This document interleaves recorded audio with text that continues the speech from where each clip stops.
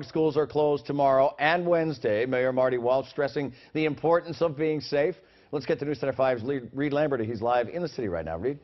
Yeah, Ned, since that snow emergency has been in effect now for an hour, that's going to affect cars that are parked on roads and arteries here in the city. Owners have an hour to get them out, or the city will tow them. As you mentioned, schools have been closed tomorrow and Wednesday, and every single city agency will have additional staffing tonight, tomorrow, and really through the end of the storm. The city really is taking the lead of the state here, getting ahead of the storm. The city leaders out here today outlined exactly how it is prepared for this big storm. There will be 800 pieces of snow removal equipment on city streets. Parking on major roads and arteries after 8 o'clock, as I mentioned, is prohibited, and the city will tow your car. Now, the city has already implemented its emergency operations system, which will be coordinating with the state, local hospitals, and of course homeless shelters.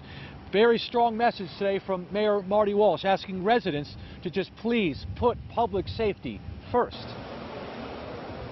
Stay off the roads as much as possible.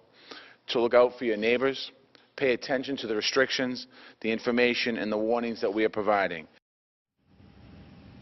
Again, you have less than an hour now. Starting at 8 o'clock, the city tow trucks are going to get out in these major roads and arteries that have posted signs where you cannot park during a snow emergency, and will begin towing the car. Now, if you need to move your car, the city has opened up some garage facilities. Look online to find where they are posted close to your home. You can also park at a private parking garage. They are also open and are offering discounted rates. Live at City Hall tonight, I'm Reed Lamberty, WCVB News Center 5.